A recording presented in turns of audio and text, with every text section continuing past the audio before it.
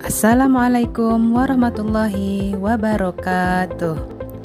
Hai semuanya, apa kabar? Selamat datang di channel Ayo Belajar IPA bersama Ibu Rosa. Di video kali ini kita akan belajar mengenai jantung dan pembuluh darah. Jantung. Darah dapat mengalir ke seluruh tubuh karena di dalam tubuh kita terdapat organ yang berperan sebagai pemompa darah yang disebut dengan jantung. Jantung terdiri atas 4 ruangan, yaitu serambi atau atrium kiri dan serambi atau atrium kanan, serta bilik atau ventrikel kiri dan bilik atau ventrikel kanan. Serambi jantung terletak pada bagian atas, sedangkan bilik jantung terletak di sebelah bawah. Darah dari seluruh tubuh akan masuk pertama kali ke serambi kanan, sehingga darah dalam serambi kanan banyak mengandung CO2 atau karbon dioksida. Dari serambi kanan, darah akan melewati katup tricuspidalis menuju bilik kanan. Katup ini berfungsi agar darah tidak dapat kembali ke serambi kanan. Darah yang ada dalam bilik kanan dipompa oleh bilik kanan melewati arteri pulmonalis menuju paru-paru agar CO2 atau karbon dioksida dalam darah terlepas dan terjadi pengikatan oksigen atau O2.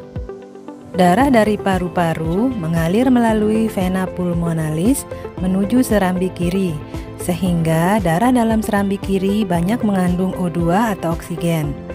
Darah dari serambi kiri turun melalui katup bicuspidalis menuju bilik kiri. Bilik kiri akan memompa darah ke seluruh tubuh melalui pembuluh aorta.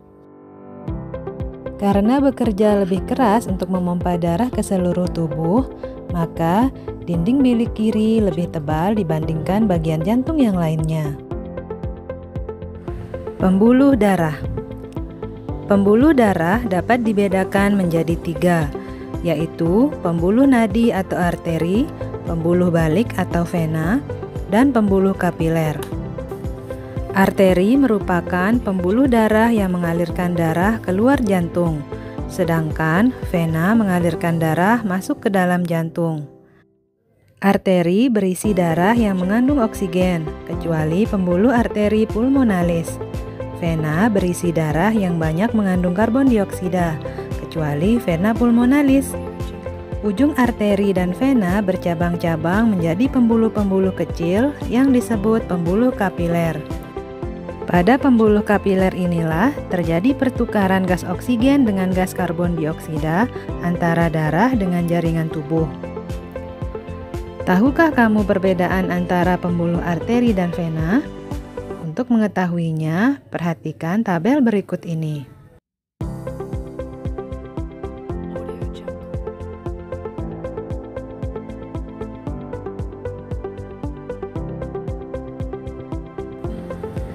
Peredaran darah pada manusia. Peredaran darah manusia termasuk peredaran darah tertutup, karena darah selalu beredar di dalam pembuluh darah. Setiap beredar, darah melewati jantung 2 kali, sehingga disebut peredaran darah ganda. Pada peredaran darah ganda tersebut dikenal peredaran darah kecil dan peredaran darah besar. Peredaran darah kecil merupakan peredaran darah yang dimulai dari bilik kanan jantung menuju ke paru-paru, kemudian kembali lagi ke serambi kiri jantung.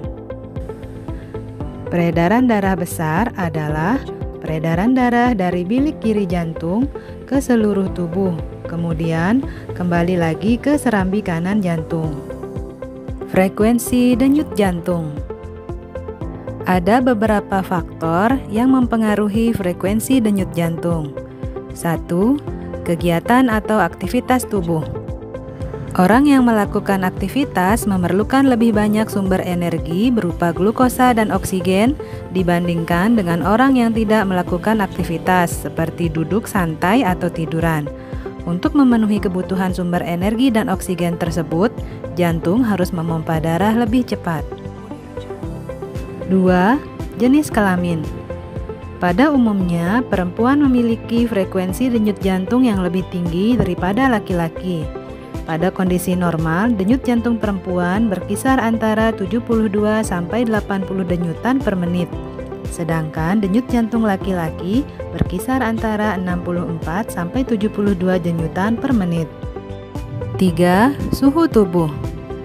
Semakin tinggi suhu tubuh, maka semakin cepat frekuensi denyut jantung.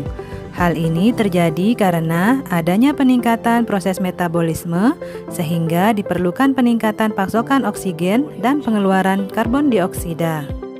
4. Umur. Pada janin, denyut jantung dapat mencapai 140 sampai 160 denyutan per menit. Semakin bertambah umur seseorang, semakin rendah frekuensi denyut jantungnya. Hal ini berhubungan erat dengan makin berkurangnya proporsi kebutuhan energinya. 5. Komposisi ion. Berdenyutnya jantung secara normal tergantung pada keseimbangan komposisi ion di dalam darah. Ketidakseimbangan ion dapat menyebabkan bahaya bagi jantung. Sekian dulu video pembelajaran kita kali ini. Selamat beraktivitas ya, dan jangan lupa untuk tetap mematuhi protokol kesehatan dengan melaksanakan 3M. 1. Mencuci tangan dengan sabun di air yang mengalir.